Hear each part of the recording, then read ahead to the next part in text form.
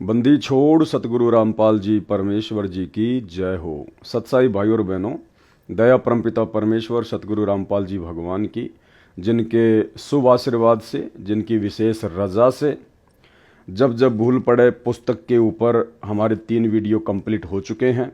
पिछले 3 पार्ट आप जी इस वीडियो के ऊपर टाइटल में जाके लिंक ओपन करके देख सकते हैं, और उन वीडियो को देखे बिना आपको आगे की वीडियो समझ में नहीं आएंगे। ये पुस्तक जब जब भूल पड़े 80 पेज का लेटर हिसार जेल से परम पूज्य परमेश्वर सतगुरु रामपाल जी भगवान ने अपनी विशेष दया और मेहर हम 2 कोटि के जीवों के ऊपर बख्शते हुए भेजा है। इस 80 पेज के लेटर में परमात्मा ने बहुत सारे संकेत किए हैं, बहुत सारे इशारे किए हैं। सतलोक आश्रम मैनेजमेंट हरियाणा अर्थात अपने कलयुगी परिवार की नादानियों की, नासमझियों की, अज्ञानता और भक्ति मार्ग में जिस कदर वो लोग गुरुदेव के ज्ञान के विपरीत कुकर्म करके पाखंड फैला रहे हैं, परमेश्वर जी की लाखों आत्माओं को काल की गोद में बैठा रहे हैं, उन सभी का विवरण परमेश्वर ने इशारों इशारों में, संकेती संकेतों में दिल्ली संजय वाले को आधार बनाकर कर दिए हैं। और खुलासे के लिए परमात्मा ने इस 2 कोटि के जीव पवन दास को वीडियो बनाने के लिए खड़ा किया है। तो अब तक हमने बहुत सारी बातें दिल्ली संजय वाले के विषय में और सतलोक आश्रम मैनेजमेंट हरियाणा के विषय में, उनके कर्म और कुकर्मों के विषय में इस पुस्तक में अब तक पढ़ चुके हैं। पुस्तक का पेज नंबर 30 कंप्लीट हो चुका है। अब हम 31 से आगे चलेंगे।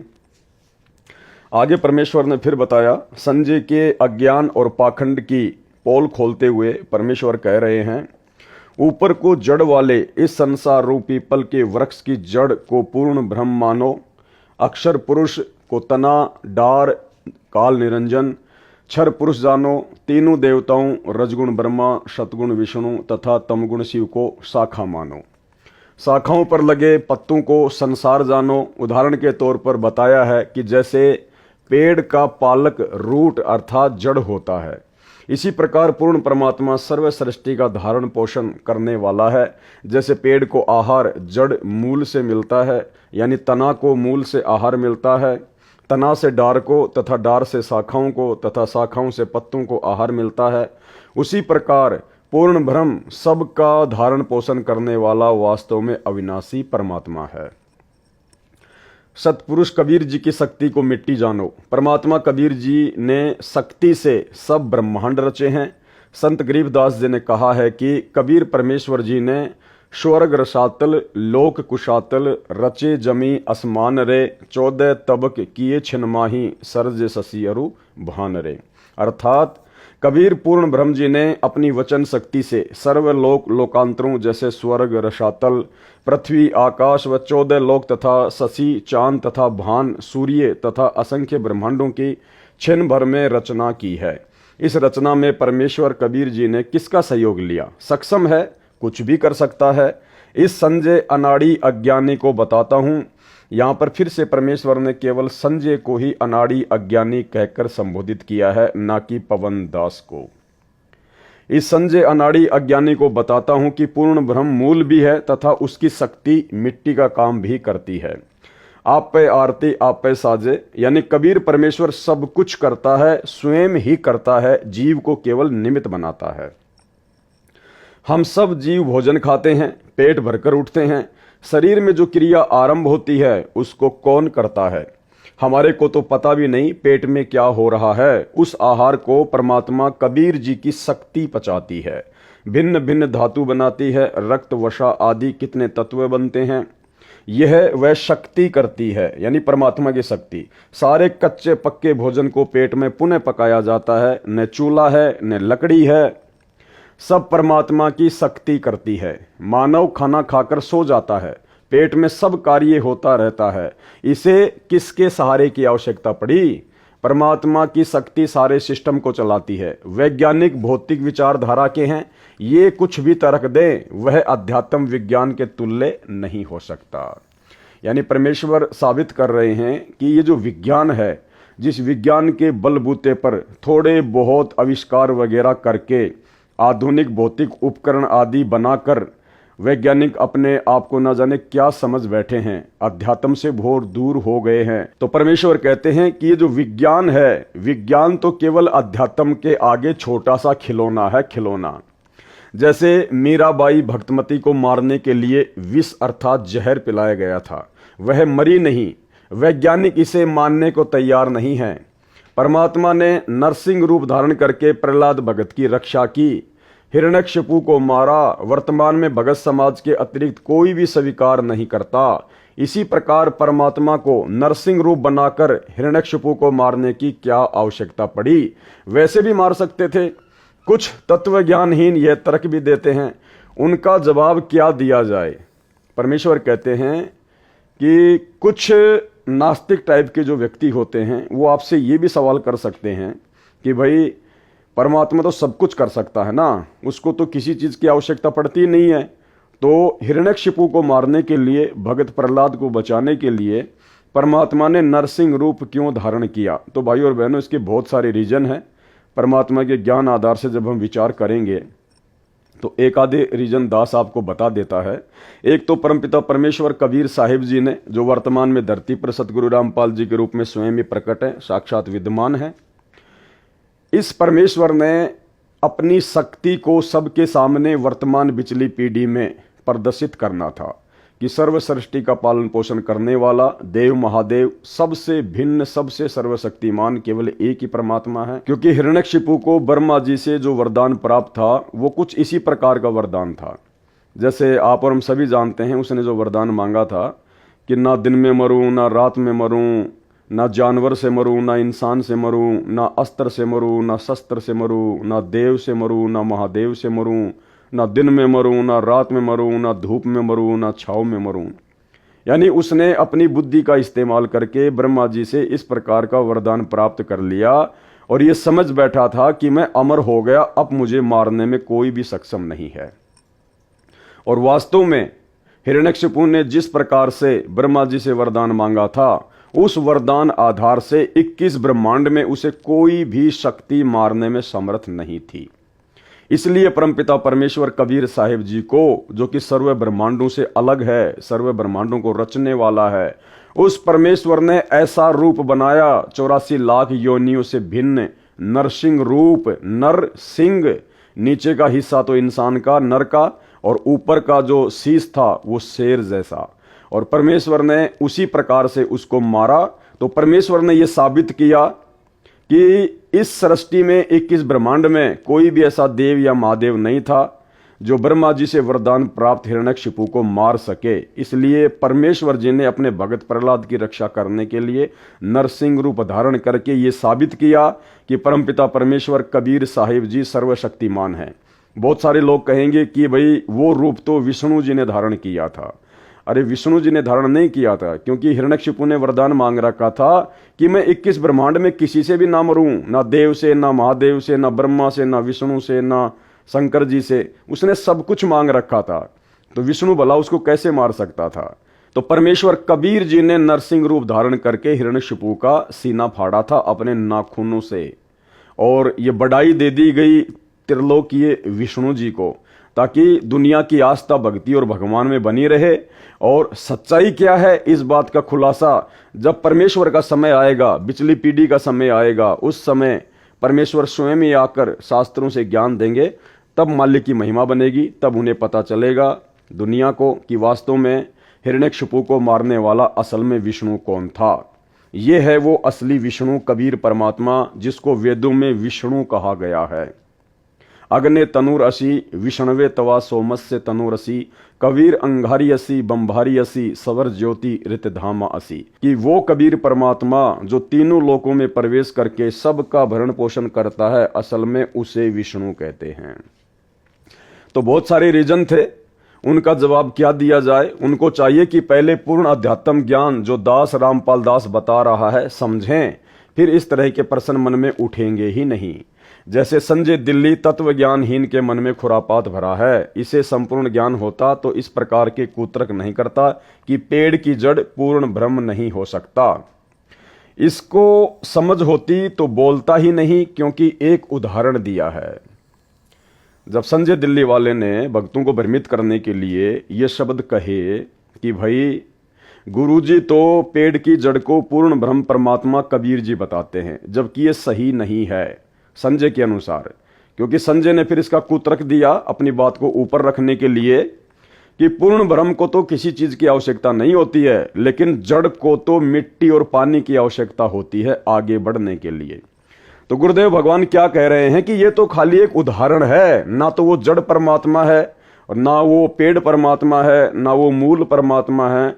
वो तो केवल हम नादान जीवों को भक्ति मार्ग समझाने के लिए गुरुदेव कह रहे हैं, क्योंकि एक उदाहरण दिया है। तो ठीक इसी प्रकार भगत भाई बहनों, संजय की तरह वर्तमान में सतलोक आश्रम मैनेजमेंट हरियाणा से जुड़ी हुई लाखों की संगत जिस प्रकार से इस डाडी मूछ वाली कबीर जी की फोटो को ही भगवान मान चुकी है, परमात्मा मान चुकी है, इसके आगे दंडवत करती है, ज्योति जलाती है, जून के महीने में इसे भगवान मानकर इसे भोग लगाती है, कबीर प्रकट दिवस मनाती है।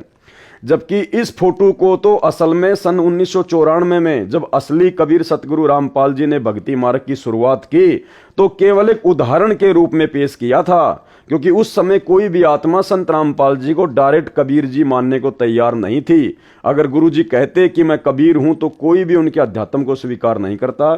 इसलिए भक्ति मार्ग को शुरू करने के लिए सतगुरु रामपाल जी परमेश्वर जी ने कबीर जी के नाम के साथ साथ में इस फोटो का सहारा लिया एक उदाहरण के रूप में, जबकि असल में ये कबीर नहीं है और ना ही कबीर ऐसा था जैसी ये फोटो है, क्योंकि ये तो हाथ से बनाया हुआ चित्र है। 650 साल पहले कोई भी कैमरा या कोई भी मोबाइल नहीं था ताकि उस परमात्मा की फोटो खींची जा सके। तो गुरुदेव कह रहे हैं इसको समझ होती तो बोलता ही नहीं, क्योंकि एक उदाहरण दिया है। ठीक इसी प्रकार यदि लाखों की संगत को, सतलोक आश्रम मैनेजमेंट हरियाणा से जुड़ी हुई लाखों की संगत को यदि समझ होती तो संगत इस कागज की नकली फोटो को, दाढ़ी मूछ वाली कबीर जी की समझे जाने वाली फोटो को परमात्मा मानती ही नहीं, भगवान मानती ही नहीं, और ना ही जून के महीने में भगवान मान के इसका प्रकट दिवस मनाती, ना ही अपने घरों पर और आश्रमों में बड़े बड़े इसके पोस्टर लगाती। जबकि असली कबीर तो ऊपर बैठा है सतगुरु रामपाल जी भगवान के रूप में। इसको समझ होती तो बोलता ही नहीं, क्योंकि एक उदाहरण दिया है समझाने के लिए। यह परमात्मा कबीर जी ने दिया है। यह पापी परमात्मा के ज्ञान में भी अपने अज्ञान से दोष देखता है। इससे स्पष्ट है कि यह महाअज्ञानी है, महिमा का भूखा है, बोले भक्तों का दुश्मन है। कौन? संजय दिल्ली वाला, ना कि पवन दास। अभी तक आप 3 पार्ट देख चुके हैं, चौथा पार्ट अभी आप देख रहे हैं। और जितनी बार भी गुरुदेव भगवान ने संजय दिल्ली वाले का जिक्र किया है उसके साथ में मुझ पवन दास का मात्र 1 या 2 बार हल्का फुल्का नाम लिया है, केवल सतलोक आश्रम मैनेजमेंट हरियाणा को खुश करने के लिए। जादूगर को देखा है कि मिट्टी हाथ की मुट्ठी में लेता है, खोलता है तो 500 रुपए का नोट मिलता है। यह आध्यात्मिक शक्ति से होता है जो उसने परमात्मा की भक्ति करके जादू विद्या प्राप्त की होती है। उसने नोट बनाने में किसी मशीन का सहारा नहीं लिया। वैसे नोट बनाने के लिए कागज, प्रिंटिंग मशीन, बिजली आदि अनेकों वस्तुओं का सहारा लेना पड़ता है। परमात्मा भी एक भगलीगर यानी जादूगर है। नकली जादूगर का जादू कुछ समय ही टिक पाता है। परमेश्वर कबीर जी का असली जादू है, इसका जादू असंख्य युगों तक टिका रहता है। यानी असली जादूगर यदि कोई सृष्टि में है तो वो भी सतगुरु रामपाल जी परमेश्वर है। यही रियल कबीर भगवान सबसे बड़ा जादूगर है। जब कबीर परमेश्वर जी ने राजा बीर सिंह तथा उसकी मंडली को भूख प्यास से मरते देखा, जो कथा हमने कई बार गुरुदेव के मुख कमल से सुनी हुई है, जब कबीर परमेश्वर जी ने राजा बीर सिंह तथा उसकी मंडली को भूख प्यास से मरते देखा, तब पर्वत के ऊपर स्वच्छ जल का सरोवर क्षण में रचा तथा फलदार पेड़ व मेवा की लताएं क्षण में लगा दी, जो फलों से उस समय लदपद हो गए। सबने खाए, घर भी ले गए। उस समय किसका सहारा लिया? जो भगत परमात्मा की क्रिया में दोष देखता है वह मूर्ख व्यक्ति है। एक ने कहा कि परमात्मा सुई के नाके में से हाथी कैसे निकाल सकता है? झूठ है। दूसरा भगत कहता है कि परमात्मा सारी पृथ्वी को सुई के नाके में से निकाल दे। हाथी की तो बात ही क्या है। संजय साकट पहले भगत का साथी है जो कहता है कि सुई के नाके से हाथी परमात्मा नहीं निकाल सकता। गीता अध्याय 15 के श्लोक 16 से भी सिद्ध किया है कि अक्षर पुरुष तथा क्षर पुरुष दोनों नाशवान है। इन दोनों के लोक तथा उन लोकों में रहने वाले सब व्यक्ति तथा अन्य पशु पक्षी आदि आदि भी नाशवान है, केवल आत्मा सबकी अविनाशी है। यह गीता अध्याय 15 श्लोक 16 का सरलार्थ है। गीता अध्याय 15 श्लोक 17 का सरलार्थ इस प्रकार है। उत्तम पुरुष, पुरुषोत्तम यानी सर्वश्रेष्ठ प्रभु तो उपरोक्त दोनों पुरुषों अर्थात प्रभुओं से अन्य ही है, जिसे परमात्मा कहा जाता है, जो तीनों लोकों में प्रवेश करके सबका धारण पोषण करता है। वह वास्तव में अविनाशी परमेश्वर है। तत्व ज्ञान यानी मूल ज्ञान, गुप्त ज्ञान में उसका नाम लिखा है। वह नाम कबीर साहेब, कबीर देव है, जो सतयुग में सत्सुकृत नाम से प्रकट हुआ, त्रेता युग में ऋषि मुनिंद्र के नाम से प्रकट हुआ था, द्वापर युग में करुणामय संत के नाम से प्रकट हुआ था तथा कलयुग में कबीर नाम से प्रकट हुआ था। कबीर सतयुग में सतसुकृत कह टेरा, त्रेता नाम मुनिंदर मेरा, द्वापर में करुणा में कहाया, कलयुग नाम कबीर धराया। संजय दिल्ली कहता है कि कबीर साहिब अलग हैं और कबीर देव अलग हैं। यह है इसका मूल ज्ञान, भूल ज्ञान, गुप्त ज्ञान जो गलत है। यानी संजय दिल्ली वाला कहता है कि कबीर साहिब अलग हैं और कबीर देव अलग हैं। इसको तत्व ज्ञान ही नहीं है, इसलिए वो अबाई बकता है। जो पाती पंच का अर्थ पांच ज्योति कर सकता है, उसे कबीर साहिब व कबीर देव को भिन्न भिन्न करते क्या शर्म लगेगी। ये बेशरम, ढीठ, अज्ञानी है। ये शब्द परमात्मा किसके लिए यूज कर रहे हैं? संजय दिल्ली वाले के लिए। बेशरम, ढीठ, अज्ञानी, ना कि पवन दास के लिए, जो अर्थों के अनर्थ करके बोले भक्तों को भ्रमित करके अपना स्वार्थ सिद्ध कर रहा है। आप भी नरक में जाएगा। वे भ्रमित भगत जो इस मूर्ख को तत्वदर्शी संत मानकर इसकी जय जय बुलाते हैं, इसके ऊपर चंवर करते हैं, वे भी इसके साथ नरक में जाएंगे। ये गुप्त भेद दास रामपाल दास ने खोला है। यह तत्व ज्ञान है। इससे भिन्न जो तत्व ज्ञान कहकर जनता को भ्रमित करेगा, वह परमात्मा का दोषी व झूठा व्यक्ति है। उसका बताया तत्व ज्ञान नहीं, अज्ञान है। संजय दिल्ली अपने आश्रम में दिन रात वाणी चलाता है। अब देखना भाई और बहनों, इस पुस्तक में बीच बीच में परमात्मा ने हमारे विश्वास को बढ़ाने के लिए, अध्यात्म से हमें भली भांति परिचित करने के लिए बहुत सारे संकेत किए हैं। और उन संकेतों में अब एक संकेत ये है, संजय दिल्ली अपने आश्रम में दिन रात वाणी चलाता है, यानी वो सत्संग चलाता है दिन रात। ये सब पाखंड बोले भक्तों को लुभाने, मूर्ख बनाने के लिए करता है। कहता है कि यदि मैं काल का दूत होता तो क्या गुरुजी के सत्संग की वाणी दिन रात चलाता? इसका उत्तर पहले बता दिया है कि यह काल का दूत है। कौन? संजय। वाणी मेरे सत्संग की इसलिए चलाता है कि मेरी आवाज सुनकर भगत खींचे चले आए और उनको अपने अज्ञान से कुतर्क देकर भ्रमित करके अपने काल वाले ग्रुप में मिला लूं। यह अमर वाणी का अपमान है। कैसे?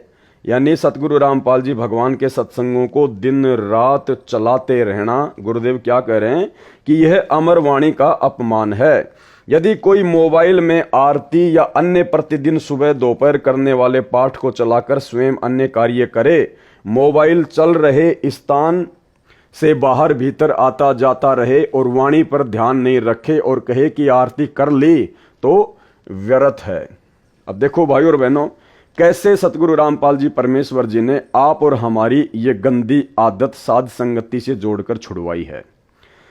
मोबाइल या ऑडियो वीडियो में आरती चलाकर आरती सुनना, अपना काम भी करते रहना, इधर उधर आते जाते भी रहना और आरती भी चल रही है।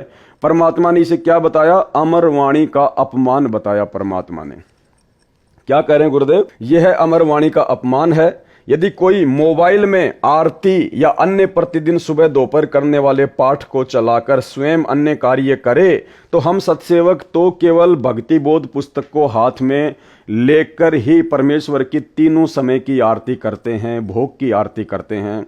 हमने गुरुदेव भगवान की ऑडियो वीडियो या मोबाइल में कैसेट वगैरह चलाकर, पेन ड्राइव वगैरह चलाकर आरती करना लगभग काफ़ी समय से छोड़ दिया है। उनके विधि विधान अनुसार केवल भक्ति बोध पुस्तक हाथ में लेकर ही करते हैं। और जिन पुण्यात्माओं को पढ़ना लिखना नहीं आता है, जो ज़्यादा बुजुर्ग हैं या नेत्रहीन हैं, तो उनके लिए मोबाइल से आरती करने में कोई दोष नहीं है। तो मोबाइल से आरती, गुरुदेव की आवाज में ऑडियो वीडियो से आरती वर्तमान में कौन करता है? संजय दिल्ली वाला, संजय दिल्ली वाले के साथी, सतलोक आश्रम मैनेजमेंट हरियाणा और सतलोक आश्रम मैनेजमेंट हरियाणा से जुड़ी लाखों की संगत, जिसमें 99% लोग आज भी गुरुदेव की ऑडियो वीडियो लगाकर या मोबाइल में ही आरती करते हैं। तीनों समय की, खाते पीते चलते उठते बैठते समय अपना काम भी करते रहते हैं और आरती भी करते रहते हैं, जो कि परमेश्वर के विधि विधान अनुसार सही नहीं है। ध्यान से पढ़िए इसको। इसका उत्तर पहले बता दिया है कि यह काल का दूत है। वाणी मेरे सत्संग की इसलिए चलाता है कि मेरी आवाज सुनकर भगत खींचे चले आए और उनको अपने अज्ञान से कुतरक देकर भ्रमित करके अपने काल वाले ग्रुप में मिला लूं। यह अमर वाणी का अपमान है। यदि कोई मोबाइल में आरती या अन्य प्रतिदिन सुबह दोपहर करने वाले पाठ को चलाकर स्वयं अन्य कार्य करे, मोबाइल चल रहे स्थान से बाहर भीतर आता जाता रहे और वाणी पर ध्यान नहीं रखे और कहे कि आरती कर ली, तो व्यर्थ है। यानी सतगुरु रामपाल जी परमेश्वर जी ने संजय दिल्ली वाले को आधार बनाकर सतलोक आश्रम मैनेजमेंट हरियाणा से जुड़ी हुई 99% संगत के द्वारा जो मोबाइल से आरती की जाती है, खाते पीते चलते बैठते, परमेश्वर ने उसको रिजेक्ट कर दिया और हम सत्सेवकों का परमात्मा ने समर्थन किया है, क्योंकि हम भक्ति बोध पुस्तक को हाथ में लेकर ही आरती करते हैं। अर्थात साध संगतियों पर सतगुरु रामपाल जी परमेश्वर जी की विशेष रजा, विशेष मेहर है कि हम परमेश्वर के अकॉर्डिंग ही सारी भक्ति क्रियाएं कर रहे हैं। वाणी बोली जा रही है, उस पर ध्यान रखने से लाभ होगा। वाणी बोली जा रही है, उस पर ध्यान रखने से लाभ होगा।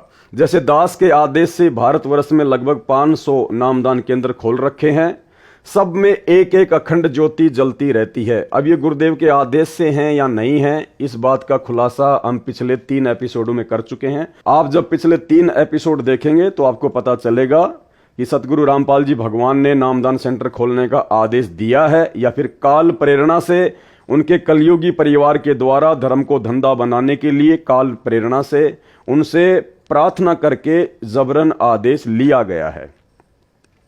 जैसे दास के आदेश से भारतवर्ष में लगभग 500 नामदान केंद्र खोल रखे हैं, सब में एक एक अखंड ज्योति जलती रहती है। सब में भगत सुबह दोपहर तथा शाम को स्पीकर या मोबाइल में या मौखिक तीनों समय से पाठ करते हैं। कुछ समय सत्संग भी चलाते हैं। साधना चैनल पर जो शाम को 7:30 से 8:30 बजे तक सत्संग चलता है, उसे सुनते हैं। ये वाणी का लाभ उन्हें मिलता है।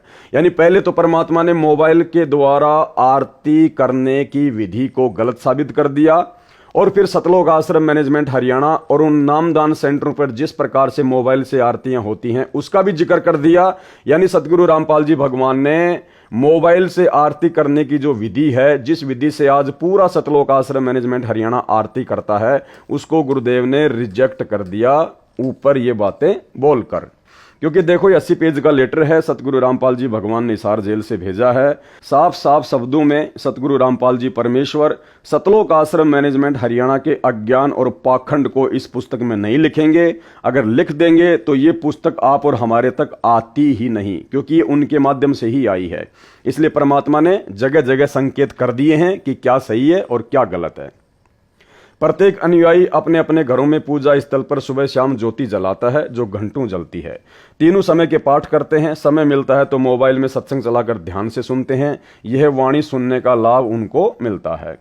वाणी का लाभ पशु पक्षियों, कीट कीड़े मकोड़ों को भी मिलता है, चाहे वे समझ भी नहीं सकते। क्या कह रहे हैं परमेश्वर कि जहां जहां परमात्मा की वाणी चलती है, सत्संग चलते हैं, तीनों समय की आरती चलती हैं, तो उसका लाभ पशु पक्षियों, कीट कीड़े मकोड़ों को भी मिलता है, चाहे वे समझ भी नहीं सकते। परंतु दिन रात चलाने से लाभ के स्थान पर हानि होती है। जैसे छोटे बच्चे को माता पिता दूध पिलाते हैं, जिससे बच्चे के शरीर का विकास होता है। यदि उसको बार बार जबरदस्ती दूध पिलाएंगे तो वह रोगी हो जाएगा। इसलिए समय समय पर दूध पिलाना लाभदायक होता है। जैसे रोगी को डॉक्टर दवाई खाने को देता है, उसको खाने का समय भी बताता है, सुबह शाम आदि। यदि रोगी को मिनट मिनट में दवाई खिलाई व पिलाई जाए तो उसकी मृत्यु हो जाएगी। इसी प्रकार वाणी को समय पर चलाएं, सुने तो ही अच्छा है। लगातार चलाना ढोंग व व्यर्थ है। मेरे भक्तों के घरों, दुकानों व यात्रा के समय गाड़ियों में हल जोतने वाले तथा ट्रैक्टर से जमीन संवारने वालों की जेबों में मोबाइल में वाणी चलती है। वे ध्यान से सुनते हैं और कार्य भी करते हैं। जबकि ऊपर परमात्मा ने इस प्रकार से मोबाइल में आरती करने को गलत साबित कर दिया। और यहां परमात्मा ने फिर से सतलोक आश्रम मैनेजमेंट हरियाणा की जो घटिया आदत है, जो वर्तमान में भी पड़ी हुई है, पढ़े लिखे भी हैं, अंधे भी नहीं हैं, युवा भी हैं, कोई हैंडीकैप में नहीं है, उसके बावजूद भी गुरुदेव कह रहे हैं कि ट्रैक्टर चलाते चलाते या अन्य कार्य करते करते वो लोग वाणियां सुनते हैं, अर्थात तीनों समय की आरतियां करते हैं, जो कि भक्ति विधान के अनुसार गलत है। क्योंकि ऊपर परमात्मा ने स्पष्ट कर दिया कि सही विधि क्या है। यह अमर वाणी का अपमान है। यदि कोई मोबाइल में आरती या अन्य प्रतिदिन सुबह दोपहर करने वाले पाठ को चलाकर स्वयं अन्य कार्य करे, मोबाइल चल रहे स्थान से बाहर भीतर आता जाता रहे और वाणी पर ध्यान नहीं रखे और कहे कि आरती कर ली, तो व्यर्थ है। और जब तक आप जी मोबाइल से आरती करोगे तब तक आपका ध्यान वाणियों पर जा ही नहीं सकता, आपकी बुद्धि परमात्मा खोलेंगे ही नहीं। तो परमेश्वर ने बिल्कुल स्पष्ट तौर पर संकेत कर दिया कि संजय गुरुद्रोही दिल्ली वाले के आश्रम में और सतलोक आश्रमों में और सतलोक आश्रमों से जुड़े हुए भक्तों के घरों में जो मोबाइल से आरती की जाती है, वो विधि भक्ति अनुसार सही नहीं है, उनको पूर्ण लाभ नहीं मिलेगा। परंतु लगातार नहीं, कुछ समय सुनकर मोबाइल को बंद कर देते हैं। कोई भी कथा या बातें करते हैं, वे कुछ समय सुने तो उसका असर ठीक होता है। ये ढोंगे कहे कि हम वाणी सुनते भी हैं, कार्य भी करते हैं। दास यह कहेगा कि आप रात्रि में सो जाते हो, तब कैसे सुनते हो। अब यहाँ पे एक छोटी सी शंका आप भगत भाई बहनों को हो सकती है कि परमात्मा ने हम सत्सेवकों के ऊपर विशेष दया करके जो अखंड पाठ की वाणियां 50 घंटे की सतगुरु रामपाल जी भगवान के मुख कमल से मेमोरी कार्ड में भर के जो सत्सेवकों के घरों पर कोरियर के द्वारा पहुंचाई गई हैं, हम तो 24 घंटे उन वाणियों को चलाते हैं, तो कहीं हमारे को नुकसान तो नहीं हो जाएगा। नहीं भाई बहनों, बिल्कुल भी नुकसान नहीं है। वो परमेश्वर जी की अमर वाणी है और हम कोई 24 घंटे वाणी को चला के उसके पास में नहीं बैठते हैं। जब भी हमें समय मिलता है, घंटा, आधी घंटा, 10 मिनट, 20 मिनट, हम परमात्मा की वाणी को सुनते हैं। जब हम परमपिता परमेश्वर जी की चरण सेवा में जाते हैं, उस समय आधा घंटा, 10 मिनट, 20 मिनट बैठकर हम परमेश्वर की वाणी को सुनते हैं। और जब समय आता है परमात्मा जी के मंत्र करने का, तो या तो हम वाणी की आवाज को बिल्कुल धीरे करते हैं एक नंबर पर, जो कि हमारे को डिस्टर्ब ना करे, या हम उस समय परमात्मा को दंडवत प्रणाम करके पाठ की आवाज को जो है वो बंद कर देते हैं। और जब हमारे मंत्र पूरे हो जाते हैं तो वापस हम परमात्मा की वाणियों को धीरे धीरे धीरे धीरे जो है वो चला देते हैं। जब समय आता है परमात्मा की तीनों समय की आरती का, उस समय हम परमात्मा की पाठ प्रकाश की वाणियों को जो है वो बंद कर देते हैं। जब समय आता है परमात्मा जी के सत्संग सुनने का, उस समय हम पाठ की वाणियों को जो है वो बंद कर देते हैं या बिल्कुल धीरे धीरे कर देते हैं। क्योंकि ये परमात्मा की अमर वाणियां हैं। ये वाणियां सूक्ष्म रूप में सभी के ऊपर असर करती हैं, कीड़े मकोड़े, पशु पक्षी, कीट पतंग, सबके ऊपर। तो हम सत्सेवक कोई 24 घंटे वाणी चलाकर वाणी के पास में नहीं बैठते हैं। नहीं, हम अपना काम भी करते हैं, घर से बाहर भी जाते हैं। धीरे धीरे परमात्मा की अखंड पाठ की वाणियां चलती रहती हैं, क्योंकि शब्द अखंड होता है और परमपिता परमेश्वर सदगुरु रामपाल जी भगवान असली कबीर जी के मुख कमल से उच्चारित है। तो वाणियां ब्रह्मांड में जाती रहती हैं, वाणियां अपना काम जो है करती रहती हैं। बाकी जब भी हमने सत्संग सुनने होते हैं, मंत्र करने होते हैं, आरती करनी होती है, उस समय हम पाठ की वाणियों को जो है बंद कर देते हैं या बिल्कुल धीरे कर देते हैं, ताकि हमारे को बिल्कुल भी डिस्टर्ब ना हो। और जब हमारा वाणियां सुनने का जी करता है, मन करता है, खाना बना रहे हैं, फ्री हैं, परमात्मा के स्पीकर को अपने पास में रख लेते हैं, 10 मिनट 20 मिनट जब तक खाना बना रहे हैं परमात्मा की वाणियां सुनते हैं। जब परमात्मा की हम चरण सेवा करते हैं, उस समय मालिक की वाणियां हम सुनते हैं। तो हम लोग इस प्रकार से करते हैं, हम वाणियां दिन रात चला के उनके पास में नहीं बैठते हैं। और ये परमेश्वर की अखंड वाणियां हैं, ये सूक्ष्म रूप में पेड़ पौधे सबके ऊपर असर करती हैं। तो परमात्मा कह रहे हैं, दास ये कहेगा कि रात्रि में जब सो जाते हो तब कैसे सुनते हो। ये तो संजय दिल्ली वाले के लिए है, लेकिन परमेश्वर का विधान है कि परमेश्वर की वाणियां सूक्ष्म रूप में सब पर असर करती हैं। रात्रि में भी वाणियां जीव पे, आत्मा पे असर करती हैं। जिस प्रकार परमेश्वर ने बताया, नित्य नियम में शुरुआत में लिखा हुआ है कि जब किसी व्यक्ति को किसी सांप ने काट लिया होता है, वो व्यक्ति तो मूर्छित हो जाता है, बेहोश हो जाता है। और जो गारुड़ मंत्र जो पढ़ने वाला व्यक्ति होता है, सपेरा, सर्प के जहर को उतारने वाला, वो व्यक्ति गारुड़ मंत्र बोलता है, जबकि वो व्यक्ति तो बेहोश पड़ा है, वो एक प्रकार से सो रहा है, उसको तो वाणी सुनाई नहीं दे रही कि वो क्या मंत्र बोल रहा है। लेकिन फिर भी गारुड़ जो मंत्र बोलता है, उस मंत्र का असर उस आत्मा पे होता है और सर्प काटा हुआ व्यक्ति वापस होश में आ जाता है।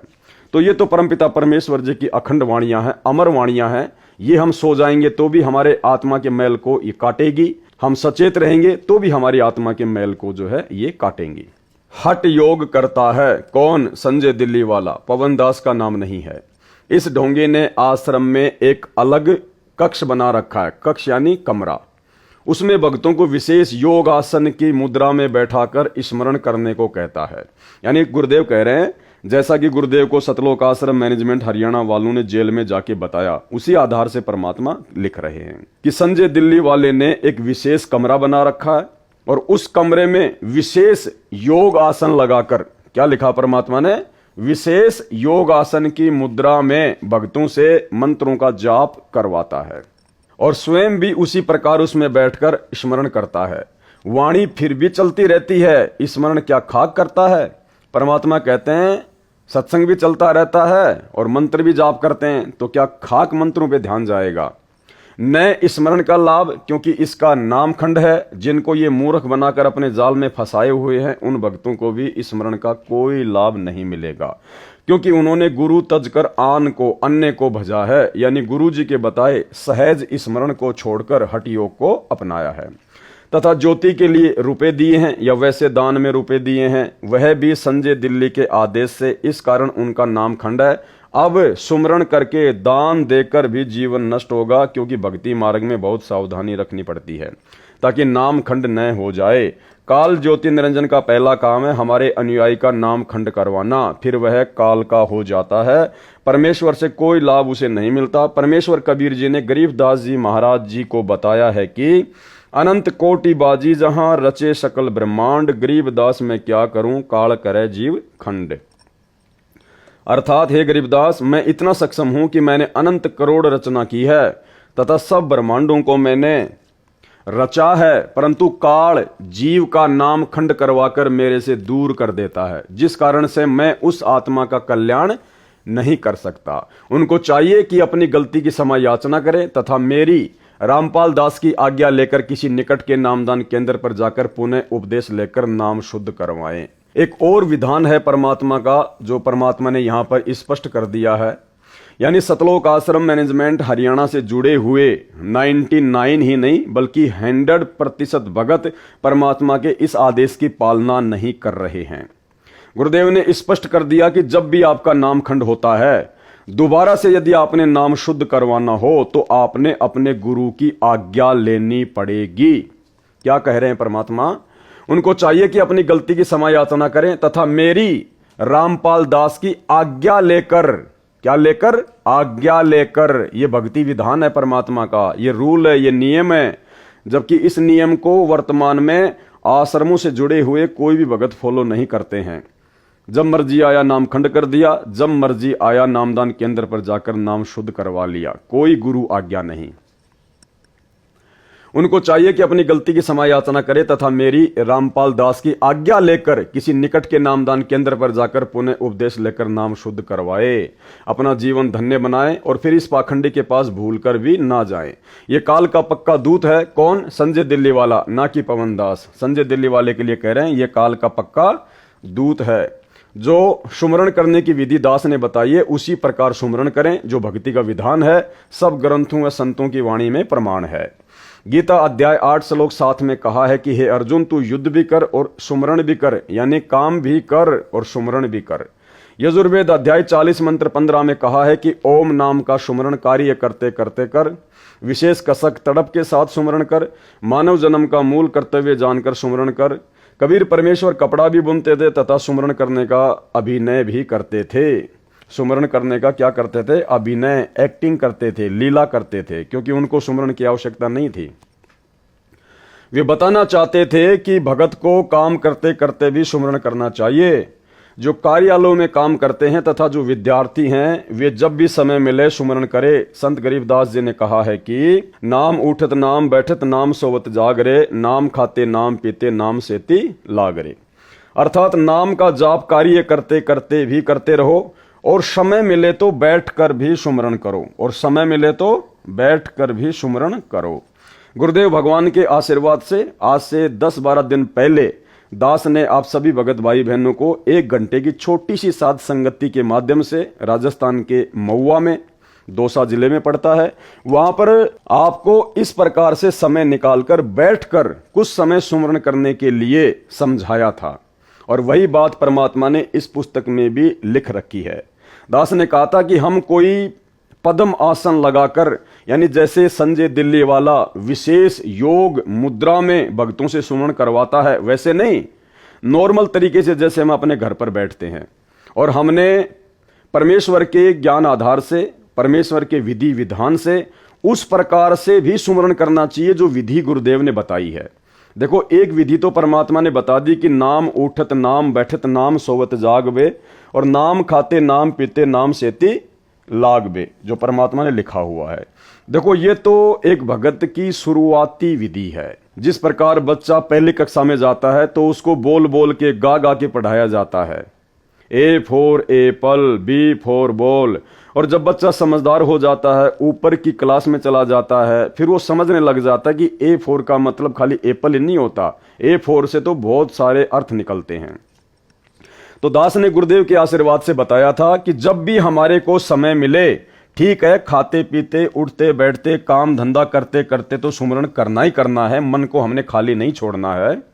लेकिन जब हमें समय मिले या थोड़ा बहुत समय निकालने का गुरुदेव के आशीर्वाद से हम भी प्रयास करें। और जो विधि परमात्मा ने सुमरण की बताई है कि वास्तविक विधि तो ये है, इस विधि से बात बनेगी कैसे। प्रथम मंत्र का जाप परमात्मा ने बताया सुरति नृति और मन लगाकर, और जो सतनाम है 2 अक्षर का, उसका सुमरण परमात्मा ने बताया सुरति नृति मन और पवन के द्वारा। तो हमने इस विधि विधान से भी परमात्मा के मंत्र करने चाहिए, समय निकालना चाहिए। पूरी जिंदगी खाते पीते उठते बैठते मंत्र करने से ही बात नहीं बनेगी। उसी का समर्थन परमात्मा यहां कर रहे हैं कि समय मिले तो बैठकर भी सुमरण करो, सोने के लिए लेटो तो सुमरण करो, जब तक नींद न आए सुमरण करो, जागो तो भी कुछ श्वास सुमरण में अवश्य लगाओ। परंतु एक स्थान पर विशेष योग आसन लगाकर, क्या लिखा मालिक ने, विशेष योग आसन लगाकर सुमरण करना गलत है, ये नहीं करना चाहिए। जैसे दिल्ली संजय वाला भक्तों से गुरुजी के ज्ञान के विरुद्ध होकर ये योग क्रिया से आसन करवाता है। जैसे आपने बहुत सारे ऋषि महात्माओं की फोटो देखी होंगी, वो पद्मासन लगाकर हाथों को यूं करके बिल्कुल स्ट्रेट होके जो सुमरण करते हैं, उसको कहते हैं विशेष योग मुद्रा। तो हम भक्तों ने वो पाखंड नहीं करना, वो आडंबर नहीं करना। समय मिले कहीं भी बैठ जाओ, चेयर पे बैठ जाओ, अपने बेड पे बैठ जाओ, बिस्तर पे बैठ जाओ, जमीन पे बैठ जाओ, अपनी गाड़ी में बैठे हो वहां पे बैठ जाओ नॉर्मल तरीके से, चाहे पैरों को फैला के बैठ जाओ, चाहे पैरों को समेट के बैठ जाओ, कोई दिक्कत नहीं है। आंखों को बंद करो चाहे खोलो, लेकिन थोड़ा बहुत समय हमने परमात्मा के विधि विधान अनुसार सुरति नृति मन और पवन लगाकर भी सुमरण करना पड़ेगा। क्योंकि खाते पीते उठते बैठते काम धंधा करते करते सुरति नृति और मन पवन से सुमरण नहीं हो सकता। आपका ध्यान आपके काम धंधे में रहेगा, आपकी सुरति आपकी नृति आपके काम धंधे में रहेगी। इसलिए परमात्मा कह रहे हैं कि समय मिले तो बैठकर भी सुमरण करो, जो दास ने वीडियो बनाकर आप सभी भाई बहनों को बताया था।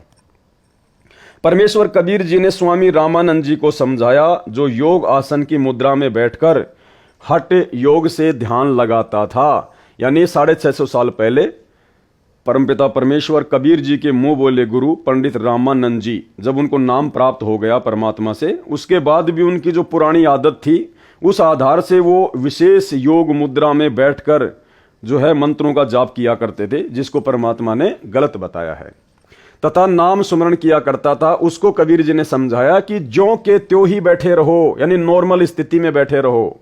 तज आसन सब योग, अर्थात विशेष योग आसन की बजाय जैसे सामान्य तरीके से बैठते हैं वैसे बैठकर सुमरण करो। ये विधि सब ग्रंथों व संतों की वाणी के अनुसार श्रेष्ठ है। सब योग आसन को तजो त्यागो, जिसके पास कुछ भी ज्ञान नहीं होता वह पाखंड का सहारा लेता है। बात करता है कि मेरे अतिरिक्त विश्व में किसी को तत्व ज्ञान बीजक का ज्ञान नहीं है। कौन? संजय दिल्ली वाला, ना कि पवन दास। आपको इस पूरी 80 पेज की पुस्तक में पवन दास के किसी भी पाखंड का, किसी भी अज्ञान का, किसी भी ढोंग का गुरुजी के द्वारा एक भी खुलासा नहीं किया गया है।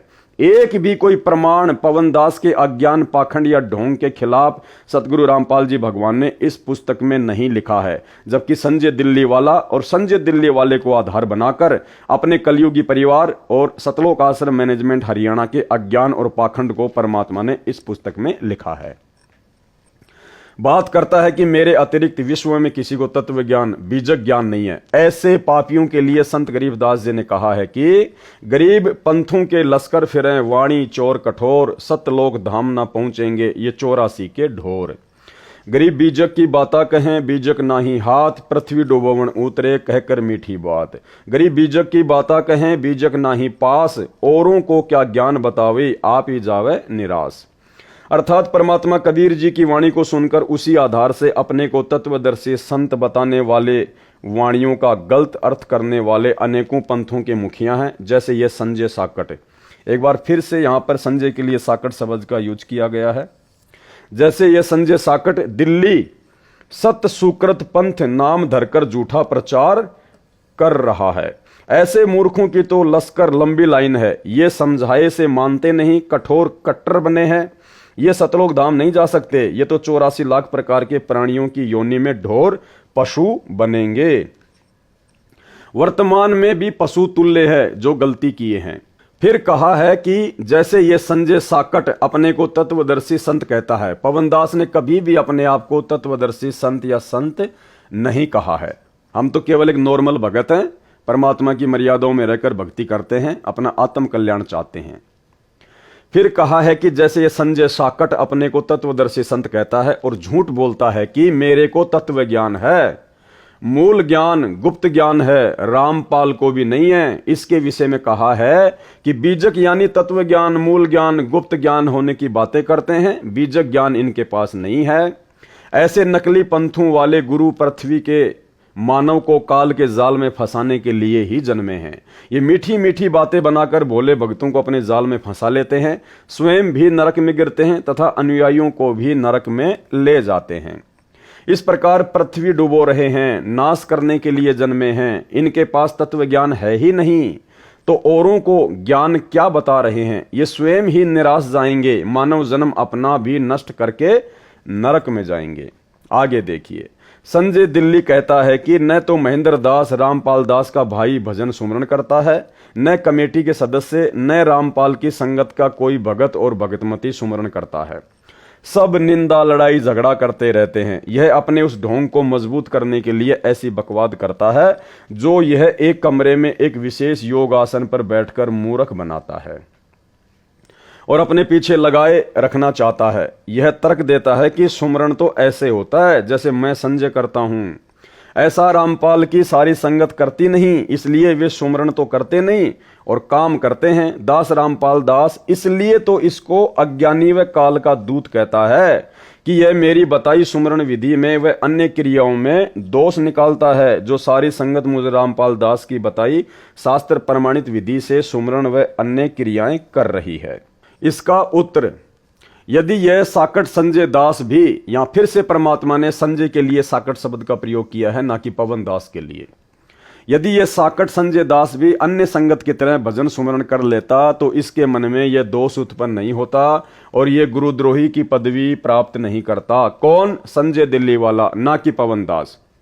अपना कल्याण करवाना ही उद्देश्य रखता, गुरु मर्यादा में चलता, जन्म सफल कर लेता। आगे देखिए, संजय साकट दिल्ली दास रामपाल दास अपने गुरु की क्रियाओं में दोष निकालता है, ना कि पवन दास के लिए कहा गया है, क्योंकि पवन दास कभी भी अपने गुरुदेव की किसी भी क्रिया में दोष सपने में भी नहीं निकाल सकता। कहता है कि कमेटी वाले जो दास रामपाल के विश्वास पात्र हैं उनके विषय में कहता है कि जो कमेटी वाले हैं वे 2100 रुपए एक ज्योति के लेते हैं। 1 किलो देसी घी 600 रुपए का आता है, शेष कमेटी वाले अपनी जेब में रख लेते हैं। भगत भगतमती जो दान करते हैं मेरी रामपाल की आज्ञा से करते हैं, ये देखना मेरा काम है कि वह दान में आया पैसा कहां जा रहा है। आपने मेरे को दान किया है। बिल्कुल हमने सतगुरु रामपाल जी भगवान को दान नहीं किया है, ना ही वर्तमान में लोग संत रामपाल जी को दान कर रहे हैं, क्योंकि ये परीक्षा का समय है और कोई भी व्यक्ति अपने पूज्य गुरुदेव सतगुरु रामपाल जी से हिसार जेल में जाकर उनकी आज्ञा लेकर दान नहीं कर रहा है।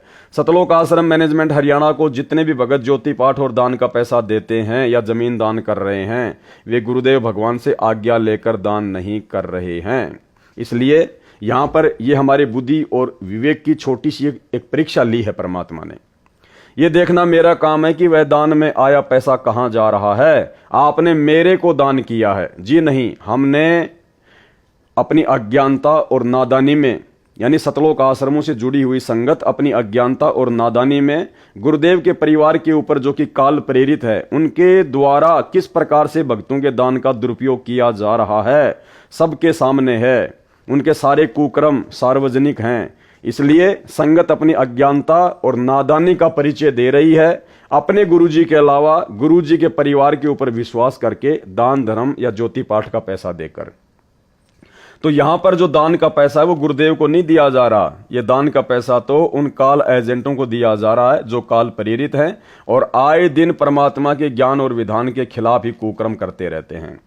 आपने मेरे को दान किया है, यदि वह गलत प्रयोग होगा तो पाप मुझे लगेगा। यदि हम सतगुरु रामपाल जी भगवान के हाथ में या उनके आदेश से, उनसे आदेश प्राप्त करके आमने सामने होकर यदि हम सतलोक आश्रम मैनेजमेंट हरियाणा या किसी भी व्यक्ति को दान करते हैं तो फिर हमें पाप नहीं लगता, क्योंकि हमने अपने गुरुदेव से आदेश लेकर दान दिया है। उसके बाद दान का दुरुपयोग करने वाला दोषी होगा, ना कि दान देने वाला। लेकिन यहां तो संगत सन 2014 बरवाला कांड के बाद से अपने गुरुदेव से कोई आज्ञा नहीं ले रही, क्योंकि गुरुदेव तो जेल में है, जेल में कोई भगत जाता नहीं है, आम भगत को उनसे मिलने नहीं दिया जाता है, देशद्रोह का मुकदमा है, केवल वही भगत मिल सकते हैं जिनको मिलने की छूट है कोर्ट से। इसलिए पूरी की पूरी संगत अपने गुरुदेव के ज्ञान और विधान के विपरीत इन कुपात्रों को, काल एजेंटों को इन आश्रमों में ज्योति पाठ और दान का पैसा देकर परमात्मा की दोषी हो रही है। आपको इसका पूरा लाभ मिलेगा। यह साकट संजय कौन होता है मेरे अनुयायियों के लिए दान की देखरेख करने वाला? उसने आज तक 2 रुपए दान नहीं किए हैं। मैं संजय 4500 रुपए में 11 ज्योति जलाता हूं। कौन कहता है? संजय दिल्ली वाला। इसका उत्तर यह है, इसके द्वारा जलाई ज्योति व लगाए भोग से कोई लाभ दानकर्ता को नहीं होना, भाड़ में धन जलाने वाली बात है। एक ज्योति में दास रामपाल दास 1.25 किलोग्राम देसी घी का हवन करवाता है। यदि घी 600 रुपए प्रति किलोग्राम माने तो भी 1.25 किलोग्राम घी की कीमत 750 रुपए हुई। कितने? 750 रुपए। यह 11 ज्योति 4500 रुपए में लगाता है, तो निर्धारित घी की मात्रा 1.25 किलोग्राम घी प्रति ज्योति के हिसाब से पूरी नहीं होती है। 1.25 किलोग्राम घी के हिसाब से 11 ज्योतियों की कीमत कितनी होती है? 8250 रुपए बनती है। यह लेता है, वह इससे लगभग आधी है। अधूरा ओछा व्यक्ति अधूरे ओछे काम ही करता है। जैसे 1 एकड़ जमीन में 40 किलोग्राम गेहूं का बीज बोना निर्धारित मात्रा में है, जो पूरा लाभ देता है। यदि कोई 1 एकड़ जमीन में 20 किलोग्राम गेहूं का बीज डालने की राय किसान को देता है तथा तर्क देता है कि रामपाल तो 40 किलो गेहूं डालने को कहता है, वह आधे गेहूं अपने घर ले जाता है। मैं संजय 20 किलो ही डलवाता हूं, देखो पूरा लाभ थोड़े से बीज से ही दिला देता हूं। यह तर्क कितना गलत है, भगत जन स्वयं विचार करें। यह अधिकारी भी नहीं है, जिस कारण से उसके द्वारा करवाए गए अनुष्ठान का कोई लाभ मिलना बिना अधिकारी से करवाया गया धार्मिक अनुष्ठान व्यर्थ है।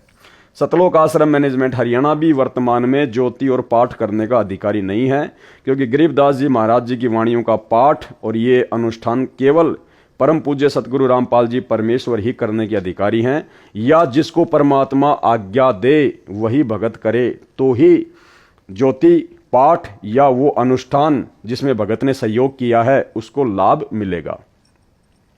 कबीर गुरु बिन माला फेरते, गुरु बिन देते दान, गुरु बिन दोनों निष्फल है, देखो वेद पुराण। कबीर गुरु की आज्ञा आवही, गुरु की आज्ञा जाए, कहे कबीर सो संत है, आवागमन नसाए। गुरु बिन दान पुण्य जो करही, मिथ्या होए कभू न फल ही। गुरु बिन होम यज्ञ नहीं कीजे, गुरु की आज्ञा माही रहीजे। गुरु से ही सदा हित जानो, क्यों भूले तुम चतुर सयानो। यानी गुरुदेव संकेत कर रहे हैं कि हे सतलोक आश्रम मैनेजमेंट हरियाणा से जुड़े हुए नादान भक्तों, और संजय गुरुद्रोही से जुड़े हुए नादान भक्तों, अपने आप में तुम क्यों शाणे बन रहे हो? अपने गुरु जी के अलावा किसी और को दान धर्म देकर परमात्मा के दोषी क्यों बन रहे हो? अर्थात अपने गुरु के अतिरिक्त किसी को दान नहीं देना चाहिए, यह विधान बता दिया परमात्मा ने। अपने गुरु जी के अतिरिक्त, तो गुरु जी तो एक ही है धरती पर, संत रामपाल जी, और इनके अतिरिक्त आप जी वर्तमान में उन आश्रमों में जाकर उन कोऑर्डिनेटरों को दान दे रहे हो, अपने जैसे 2 कोटि के जीवों को दान दे रहे हो। और वाणी क्या कह रही है? अपने गुरु के अतिरिक्त, यानी गुरु जी के अतिरिक्त किसी भी भगत को, वो चाहे उनका बेटा हो, चाहे बेटी हो, चाहे भाई हो, चाहे कोऑर्डिनेटर हो, किसी को भी दान देने के लिए गुरुदेव ने सख्त मना किया है। अर्थात अपने गुरु के अतिरिक्त किसी को दान नहीं देना चाहिए, वह दान फल नहीं देता। गुरु के अतिरिक्त अन्य किसी को दान नहीं देना चाहिए, न ही कोई पुण्य कर्म, धार्मिक कर्म करवाने चाहिए। धार्मिक कर्म यानी पाठ, हवन, जो कि 90% संगत सतलोक आश्रमों में अपने जैसे 2 कोटि के जीवों से करवा रही है, जो भक्ति विधान अनुसार सही नहीं है।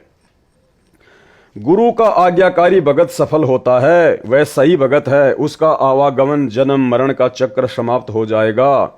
गुरु जी की आज्ञा से सर्व धर्म कर्म करो। मेरी रामपाल दास की आज्ञा से ज्योति व पाठ के रूपे मेरे द्वारा नियुक्त विश्वास पात्र भगत लेते हैं। ये परमेश्वर ने बोलना पड़ेगा यहाँ पे, क्योंकि इन लोगों ने सतगुरु रामपाल जी परमेश्वर जी से काल प्रेरणा से अपनी तरफ से जेल में जाकर उनको सलाह देकर इस प्रकार से ये पाठ वगैरह करने का आदेश प्राप्त किया है, ना कि सतगुरु रामपाल जी भगवान ने अपनी मर्जी से उनको पाठ या अन्य धार्मिक अनुष्ठान करने का आदेश दिया है। इस बात को हमने समझना होगा। लिखते हैं, दास को बताते हैं, आशीर्वाद लेते हैं, तब उस धर्म कर्म को करते हैं जो सबको यथार्थ लाभ देता है। हे चातुर व्यक्तियों, क्यों शाने बनकर यथार्थ भक्ति मार्ग को भूले हो? गुरु से ही सदा अपना हित मानो, यानी गुरु जी से ही धर्म कर्म करवाना हितकर लाभदायक है, इसी में अपना हित या भला समझो। ये परमात्मा आश्रमों से जुड़ी हुई संगत को और संजय से जुड़ी हुई संगत को सावधान कर रहे हैं। दास रामपाल दास 69 वर्ष का हो चुका है। सतलोक जाने से पहले जो क्रियाएं संगत ने करनी है उनका अभ्यास करवा रहा हूं, यानी हिसार जेल में बैठकर परमात्मा हमारा यही अभ्यास करवा रहा है। हमारी भक्ति क्रियाओं को पल पल सीसीटीवी कैमरे की तरह हमारे हृदय कमल में बैठकर अंतर्यामी सतगुरु रामपाल जी भगवान देख रहे हैं। पल पल उनकी नजर है कि हम क्या कर रहे हैं, क्या नहीं कर रहे हैं, गुरु जी ने क्या समझाया था और हम क्या करने लग गए। तो इस प्रकार से अपने जैसे जीवों को ज्योति पाठ का पैसा देना, उनको जमीन के लिए पैसा देना, आश्रम के लिए जमीन देना, ये सब कुछ परमात्मा ने रिजेक्ट कर दिया। और क्या कह रहे हैं? दास रामपाल दास 69 वर्ष का हो चुका है। सतलोक जाने से पहले जो क्रियाएं संगत ने करनी है उनका अभ्यास करवा रहा हूं, यानी वर्तमान समय हमारी परीक्षा का है। परमात्मा कहेंगे कुछ भी नहीं, लेकिन देख सब कुछ रहे हैं कि कौन भगत मेरे ज्ञान आधार से चल रहा है और कौन मेरे परिवार के पीछे आंख बंद करके काल प्रेरणा से चल रहा है। इसी बात का डर था कि संजय जैसे जालिम संगत को पथ भ्रष्ट ना कर दें। पवनदास का नाम नहीं है। इसकी तरह नकली गुरु बनकर संगत को काल जाल में न डालें, जो यह मेरे सामने ही बकवाद कर रहा है। गुरु बनकर आशीर्वाद देने लगा है, यह काल प्रेरित है, काल का दूत है। कौन? संजय दिल्ली वाला, ना कि पवनदास। इससे बचो। जो भगत भगतमती इतना सतर्क करने के पश्चात भी इनके पीछे लगे हैं, उनको कैसे बचाया जाए और कौन सा ज्ञान समझाया जाए? उनको तो यह संदेश है जो संत गरीबदास जी ने कहा है कि चेतावनी में तो कसर नहीं छोड़ी और क्या देऊं गाली, कि समझाने में तो 30 साल हो गई, मैंने कोई कसर नहीं छोड़ी, अब क्या तुम्हारी को गालियां दूं, तब जाके समझ में आएगा कि क्या करना चाहिए और क्या नहीं करना चाहिए। तो भाई सतलोक आश्रमों से जुड़ी हुई संगत को समझना चाहिए। भाई यहाँ ये सारी बातें केवल संजय गुरुद्रोही को आधार बनाकर परमात्मा सतलोक आश्रमों से जुड़ी हुई संगत को समझाना चाह रहे हैं, क्योंकि संजय दिल्ली वाले के पीछे कोई ज्यादा भगत नहीं लगे हुए, मुश्किल से 15-20 भगत हैं, बाकी फालतू के लोग जुड़े हुए हैं। इसलिए परमात्मा को उसकी चिंता नहीं है, उसके पीछे लगे हुए नादान भक्तों की कोई टेंशन नहीं है। परमात्मा को मुख्य चिंता है सतलोक आश्रम मैनेजमेंट हरियाणा, अर्थात अपने कलयुगी परिवार के पीछे जुड़ी हुई लाखों करोड़ों की संगत की। भोली आत्माओं को काल के दूतों से बचाने के लिए संत गरीबदास जी ने ढेर सारी वाणी अमृत ज्ञान बोला, फिर भी काल के दूतों से चिपके हैं।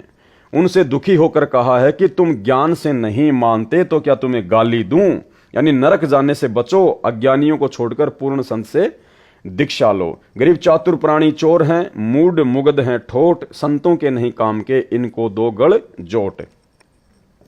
संजय दिल्ली चातुर प्राणी है, यह मेरे ज्ञान को चुराकर कपट युक्त तर्क देकर चतुरता दिखाता है, सत्य को छुपाता है। इसलिए संत गरीबदास जी ने ऐसे व्यक्तियों को चातुर व चोर कहा है, तथा जो मेरे भगत भगतमती इसके जाल में फंसे हैं वे मूढ़ अर्थात मूर्ख मुगध ठोट पत्थर हैं, ये संतों के काम के नहीं होते, इनको दो गढ़ जोट। इन दोनों को, संजय व उसके साथ लगे मेरे भक्तों को, एक ही रस्से से गले बांध दो, अर्थात ये दोनों नरक में जाने योग्य हैं, ये समझाने से भी नहीं मानते, ये इसी के साथ रहने योग्य हैं, दोनों इकट्ठे पशु बनेंगे। ये परमात्मा का विधान है जो गुरु मर्यादा तोड़कर भक्ति तथा धार्मिक क्रियाएं करते करवाते हैं। तो भाई गुरु मर्यादा तोड़कर ही सतलोक आश्रम मैनेजमेंट हरियाणा वर्तमान में लाखों की संगत से तमाम भक्ति क्रियाएं करवा रहा है। गांव धनाना में भक्तों के दान से 50 लाख रुपए का बैडमिंटन का स्टेडियम बनाना परमात्मा का भक्ति विधान तोड़ना है। अपने धार्मिक धंधे के लिए, अपने आश्रम चलाने के लिए, गांव वालों को खुश रखने के लिए धनाना गांव में सतलोक आश्रम वालों के द्वारा बसें चलाना, एम्बुलेंस चलाना, उनके लिए रोडे बनाना, ये सब कुछ गुरु मर्यादा तोड़ने के अंतर्गत ही आता है। हरियाणा के जाट आरक्षण में लाखों की संगत को बैठाना, उनको पात्रों को चंदे के रूप में करोड़ों रुपया दान का देना, ये भी गुरु मर्यादा तोड़वाने के अंतर्गत ही आता है।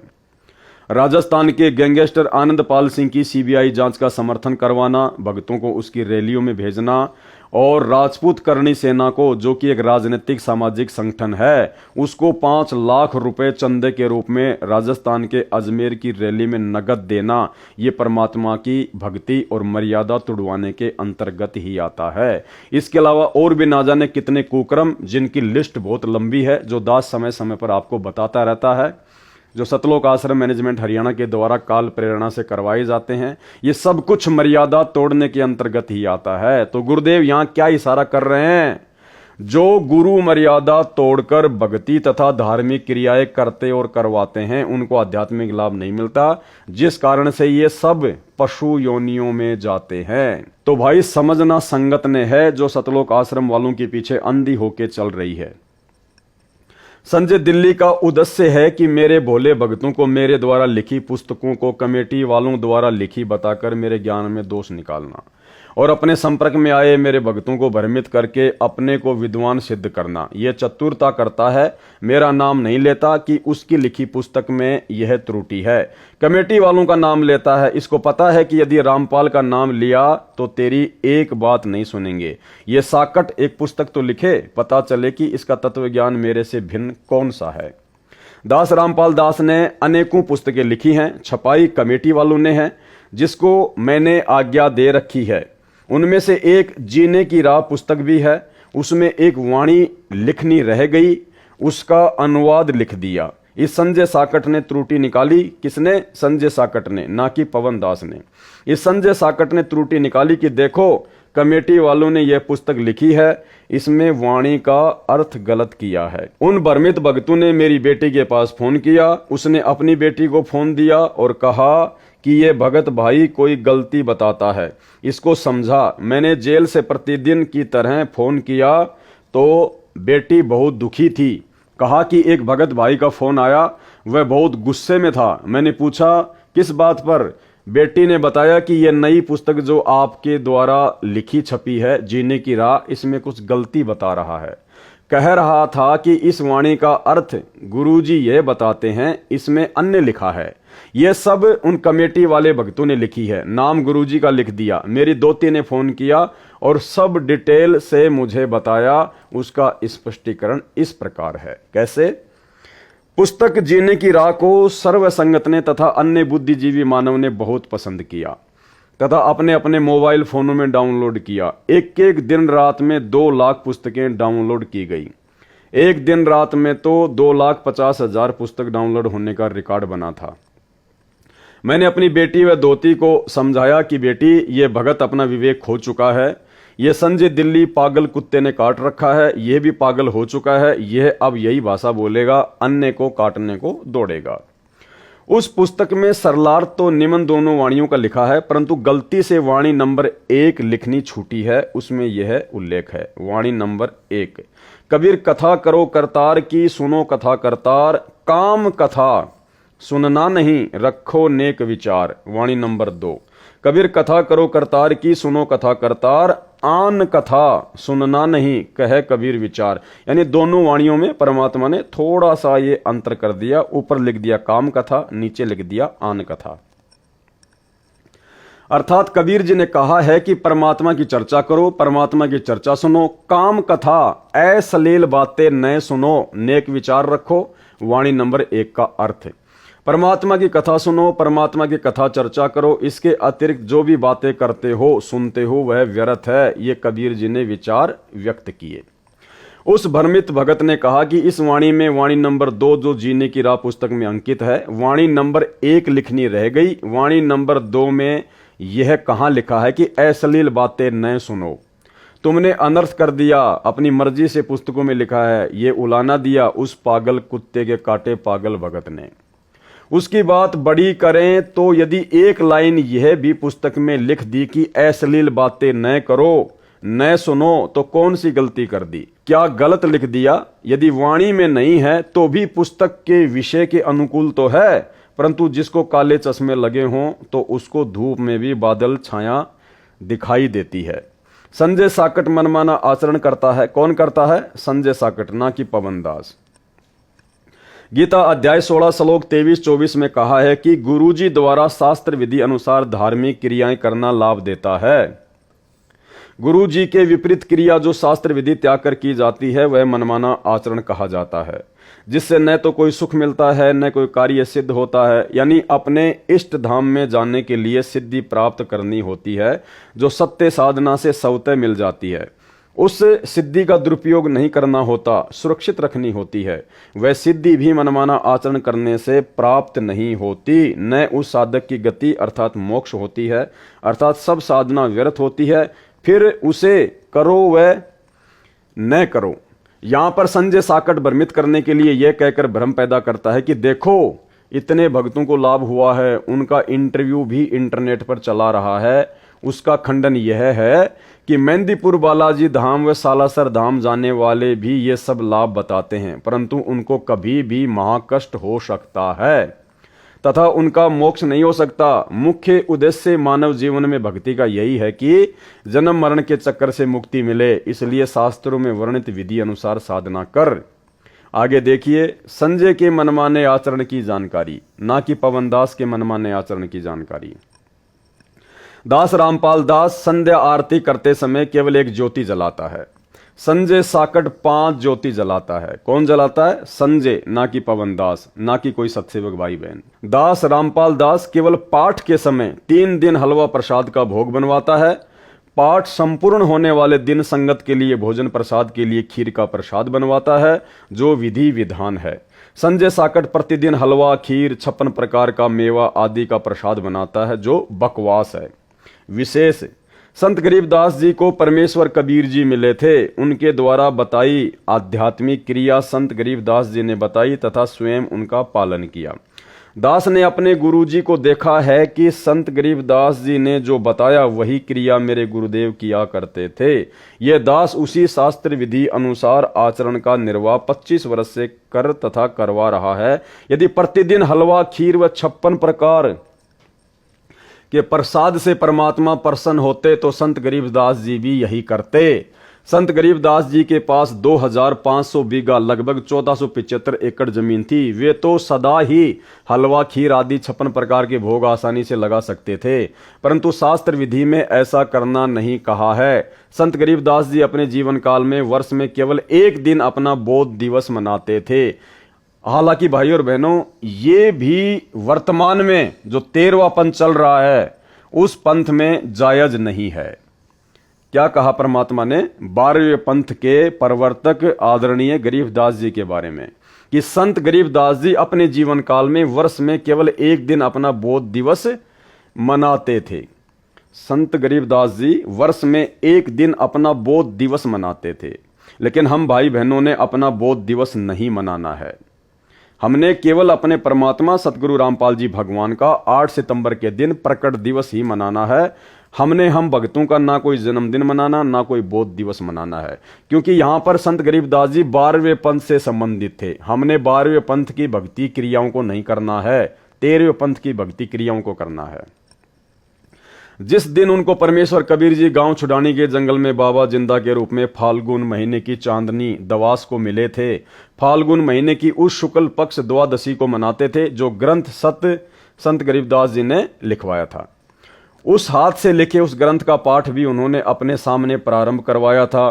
3 दिन पाठ चलता था, जो वर्तमान तक परंपरा चली आ रही है। तीनों दिन हलवा प्रसाद बनाया जाता था। सत्य पुरुष व सतगुरु के लिए 2 कटोरियों में भोग निकालकर अलग अलग रखा जाता था। अब आगे देखना भाई और बहनों, उनके सतगुरु व सत्य पुरुष कबीर जी थे। गरीबदास जी के सतगुरु और सत्य पुरुष कौन थे? एक थे। कौन? कबीर जी। तो फिर 2 कटोरियों में अलग अलग हलवा किसके लिए निकाला जाता था? कह रहे हैं तीनों दिन हलवा प्रसाद बनाया जाता था। सत्य पुरुष व सतगुरु के लिए 2 कटोरियों में भोग निकालकर अलग अलग रखा जाता था, जबकि उनके सतगुरु व सत्य पुरुष कबीर जी थे। यानी जब एक ही शक्ति उनके गुरु और सत्य पुरुष थे, तो फिर 2 कटोरियों में हलवा अलग अलग क्यों निकालना? फिर तो वो कहावत हो गई, गुरु और गोविंद 2 नहीं भाई, जब तक 2 समझोगे 2 जग में जाई। तो गरीबदास जी तो फिर यहां पर गुरु और गोविंद को 2 समझ रहे हैं, अलग अलग समझ रहे हैं। इसलिए भाई और बहनों, हमने ये वाला कार्य नहीं करना है, क्योंकि हम 13वें पंथ के पंथी हैं, ना कि हम गरीबदास जी के पंथी हैं। हमने केवल अपने गुरु को ही अपना परमात्मा मानना है।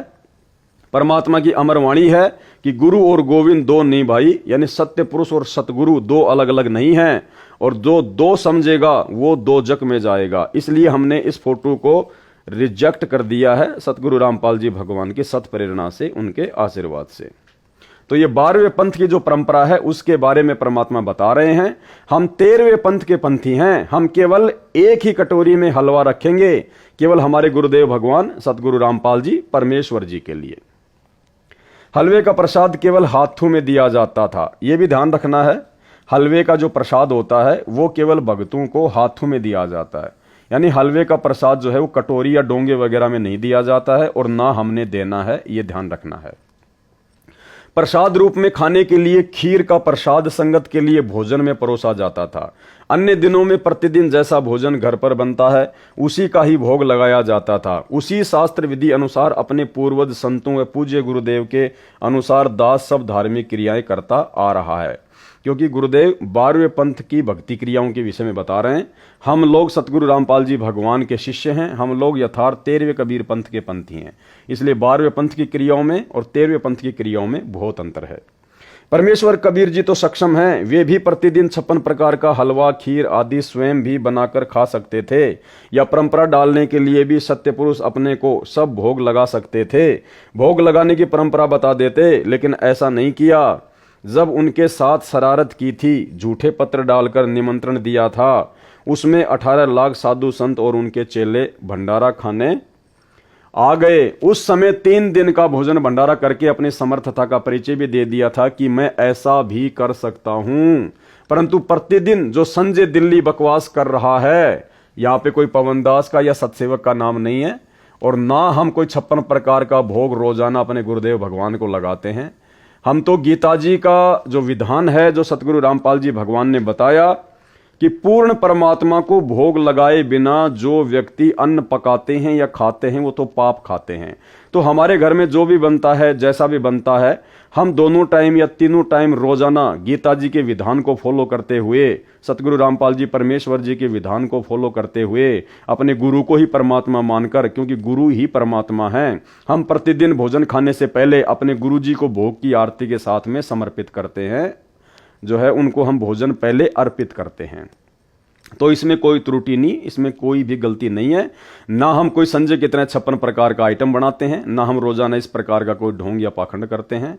हम केवल नॉर्मल तरीके से विधि विधान अनुसार ही सारे कार्य जो है वो करते हैं। यह शास्त्र विधि त्याग कर मनमाना आचरण है जो भोले भक्तों को रिझाने के लिए, अपने जाल में फंसाने के लिए ड्रामा कर रहा है। जो ज्ञान के अधूरे गांठ के पूरे हैं वे इसके जाल में फंसे हैं। संत गरीबदास जी ने ऐसे पाखंडियों के लिए कहा है कि ज्ञानी पुरुष तो इनके निकट न जावे, मूर्खों को रीझ रिझावे है। अर्थात जिन भक्तों को मर्यादा का ज्ञान है और जो गुरु जी द्वारा बताई शास्त्र अनुकूल क्रियाओं का ज्ञान है, वे तो ऐसे पाखंडियों के निकट भी नहीं जाते। जिनको ज्ञान नहीं है उन भोले भक्तों को प्रसन्न करके अपने को तत्वदर्शी, सबसे अलग ज्ञान वाला सिद्ध करता है। ऐसा व्यक्ति काल का पक्का दूत होता है। वह संजय साकट दिल्ली है, इससे बचो।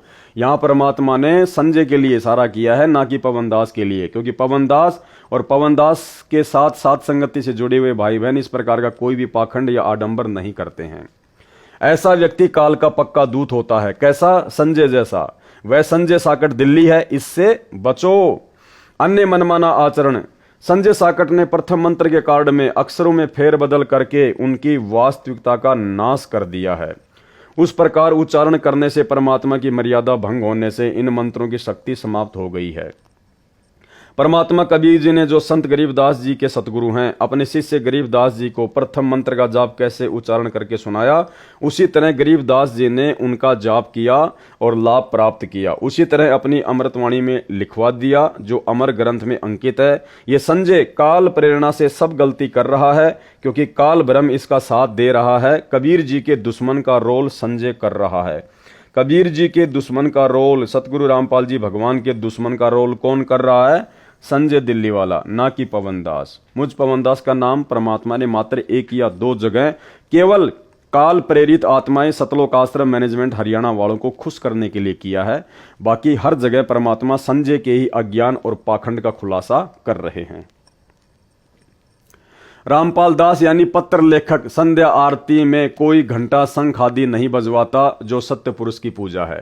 संजय साकट घंटा तथा शंख बजवाता है, यानी सब धार्मिक क्रियाएं मेरे से विपरीत करके अपने को तत्वदर्शी सिद्ध कर रहा है, जो केवल दिखावा है तथा काल ज्योति निरंजन की पूजा है। संजय साकट की अन्य जलालत। किसकी? संजय साकट की, ना कि पवनदास की। अन्य बकवास जो संजय व पवन ने की, अन्य बकवास जो संजय व पवन ने की। देखो, हल्का फुल्का परमात्मा आश्रम वाले काल प्रेरित जीवों को खुश करने के लिए हल्का फुल्का लेंगे। पुस्तक ज्ञान गंगा दास के आदेश से दास के सत्संग प्रवचनों से छपवाई है। जब दास लीला करने बड़ी जेल, संसार भी एक जेल है, काल के 21 ब्रह्मांड भी जेल हैं, उनसे छोटी जेल हिसार में आया। वकील मेरे से मिलने आए, उनमें परमात्मा कबीर जी के भगत भी हैं। उन्होंने बताया कि ज्ञान गंगा पुस्तक में कुछ फोटोकॉपी मराठी भाषा की लगी हैं जिनमें आपके विषय में लिखी भविष्यवाणी है। उन भविष्यवाणियों में एक का हिंदी अनुवाद लिखना रह गया। वे नास्ट्रेदमस के द्वारा की गई भविष्यवाणियां हैं। वह वकील ज्ञान गंगा पुस्तक को साथ लाया क्योंकि उस पुस्तक का एक मुकदमे से संबंध था, मेरे से डिस्कस करनी थी। उसने वह मराठी भाषा वाली फोटोकॉपी दिखाई और बोला कि मैंने कंप्यूटर में इसका ट्रांसलेशन देखा। इसका अर्थ है कि उस संत सायरन पर देशद्रोह का मुकदमा भी लगेगा, परंतु झूठा सिद्ध होगा। यदि आपकी आज्ञा हो तो ज्ञान गंगा में इसे भी लिखा दिया जाए। मैंने कहा कि ठीक है। यानी भाई और बहनों, ये बात ये साबित करती है कि सतगुरु रामपाल जी परमेश्वर अपनी तरफ से इस परीक्षा के समय में किसी को कोई भी आदेश नहीं देते हैं। जो भी आदेश उनके बताए जाते हैं उनके परिवार के द्वारा, वे आदेश उनसे जाकर लिए जाते हैं मनमाने आचरण के तहत। ज्ञान गंगा पुस्तक में जो लिखा गया वो भी सतलोक आश्रम मैनेजमेंट हरियाणा का मनमाना आचरण है। गुरुजी की तरफ से कोई आदेश नहीं दिया गया। ये इस पत्र में स्पष्ट तौर पर आपको पढ़ने को मिल रहा है। वकील पुस्तक लेके गया, वकील ने बताया तो गुरुजी ने कहा कि लिखवा दो, बल्कि गुरुजी ने अपनी तरफ से कोई आदेश नहीं दिया। मैंने कहा कि ठीक है, लिखवा दो, इससे अनुयायियों का विश्वास और दृढ़ होगा। उसने बाहर प्रमुख सेवादारों को बताया कि गुरुजी से मेरी डिस्कस हुई है, ज्ञान गंगा पुस्तक में ये लाइन और लिखकर नई पुस्तक छपवाएं। अब देखो, उस वकील ने गुरुजी का आदेश बता दिया जबकि गुरुजी को वो खुद बता रहा है। सेवादारों ने दास से संपर्क किया, पूछा कि क्या आप जी की आज्ञा है जो ज्ञान गंगा में यह लिखने को वकील जी ने बताया है। दास ने बताया कि मेरे से वकील जी की बात हुई है, यह 2 लाइन और लिखवा दो। हानि भी क्या है। कमेटी वालों ने दास की आज्ञा का पालन किया। नई ज्ञान गंगा पुस्तक छपवाकर वितरित कर दी। वह पुस्तक गुरुद्रोही संजय और पवन को इनके समर्थक ने दी। संजय व पवन ने कहा कि कमेटी वालों ने कितनी बड़ी गलती की है। पहले छपी ज्ञान गंगा में इस पृष्ठ पर यह नहीं लिखा है, नहीं लिखा हुआ था कि देशद्रोह का मुकदमा भी लगेगा। इस नई पुस्तक में छपा दिया। दोनों पुस्तकों के दोनों पृष्ठों की फोटोकॉपियां लगाकर संगत को भड़काने लगे। देखो, कमेटी वालों ने अपनी मर्जी से यह छपा दिया जो गलत है। इस मराठी भाषा का यह अर्थ नहीं बनता। हाय तौबा मचा दी। दास ने इसलिए तो संजय को तथा पवन को गुरुद्रोही घोषित किया है। ये दोनों मेरे शत्रु का काम कर रहे हैं। संजय बकवाद करता है, पवन इसकी बातों पर विश्वास करके कर्म खराब करता है। जबकि पवन दास संजय की किसी भी बात पर कोई विश्वास नहीं करता है। पिछले 7 वर्षों से पवन दास का और संजय का तो संपर्क भी नहीं है। विचार करें, यदि 2 लाइन मान लो कमेटी वालों ने गुरुजी की सच्चाई बताने के लिए लिख भी दी तो संजय साकट को क्यों कष्ट हुआ, क्यों पवन दुखी हुआ। संजय पवन दोनों काल के दूत हैं। इन दोनों की बुद्धि पर काल भ्रम का साया है। इनसे दास रामपाल दास की उभरती छवि देखी नहीं जा रही। ये तो भाई और बहनों आप स्वयं विचार कर लेना सात संगति की वीडियो देख के कि पवन दास से परम पूज्य सतगुरु रामपाल जी भगवान की उभरती हुई छवि देखी जाती है या नहीं देखी जाती है। ये केवल मैनेजमेंट वालों को खुश करने के लिए परमात्मा ने संजय के साथ में दास का नाम जोड़ा है। आग लग जाती है इनके हृदय में। पवित्र कबीर सागर में एक अनुराग सागर अध्याय है, उसमें लिखा है कि कबीर जी ने अपने शिष्य धर्मदास जी को बताया है कि हे धर्मदास, काल ब्रह्म यानी ज्योति निरंजन से मेरा विवाद हुआ। जब मैं सतलोक से चलकर काल लोक में प्रवेश हुआ तब यह मेरी शक्ति देखकर डर तो गया, माफी भी मांगी। मेरे से पूछा कि आप किस लिए आए हो। मैंने बताया कि तूने पूर्ण ब्रह्म सत्य पुरुष का नामो निशान मिटा रखा है, अपने को जगत का कर्ता बता रखा है। तो भाइयों और बहनों, ये 40 पेज तक कंप्लीट हो गई है पुस्तक। जब जब भूल पड़े, जो कि हिसार जेल से सतगुरु रामपाल जी परमेश्वर जी ने संगत को विशेष रहस्य समझाने की दृष्टि से लिखकर भेजी है। 4 पार्ट इसके कंप्लीट हो चुके हैं और इस पुस्तक से उम्मीद करूंगा आप भाई बहनों को बहुत कुछ समझने को मिला होगा, आपके समझ में भी आया होगा। जो बातें मुझ पवन दास को लेकर सतलोक आश्रम मैनेजमेंट हरियाणा ने संगत में भ्रमणा फैला रखी थी, जिस कारण से बेचारी नादान संगत मुझ पवन दास के वीडियो देखने से डरती थी, घबराती थी, साथ संगति के वीडियो देखने से डरती थी, घबराती थी। उम्मीद करूंगा अभी तक केवल आपने 40 पेज पढ़े हैं। जब आप इसके पूरे 80 पेज पढ़ लेंगे तो आपकी आंखों के आगे से अज्ञानता का पूरा काला चश्मा उतर जाएगा। आपको सब कुछ क्लियर हो जाएगा कि वास्तव में गुरुद्रोही वाला कार्य, परमात्मा के दुश्मन का कार्य तो सतलोक आश्रम मैनेजमेंट हरियाणा और संजय दिल्ली वाला कर रहे हैं, ना कि पवन दास जयपुर वाला। तो आज के इस पार्ट में केवल इतना ही। परमात्मा दया करेंगे, कल रात्रि 9 बजे इसका 5वां पार्ट आप जी को लाइव देखने को मिलेगा। और पहले वाले जितने भी पार्ट हैं, यदि आपने उनको अभी तक नहीं देखा है तो जरूर देखिए, तभी आपको आगे के पार्ट समझ में आएंगे। पहले के वीडियो देखने के लिए आप जी इस वीडियो के ऊपर जो टाइटल है उसमें पहले वाले वीडियो के लिंक दिए हुए हैं, आप जी वहां से भी देख सकते हैं, या मुझ पवन दास के Facebook page Pawan Das is live पर जाकर भी आप जी वीडियो देख सकते हैं। तो आज की साथ संगति में केवल इतना ही। कल रात्रि 9 बजे फिर जुड़िए। तब तक के लिए परमात्मा हम सबको आज्ञा दें। बंदी छोड़ सतगुरु रामपाल जी परमेश्वर जी की जय हो।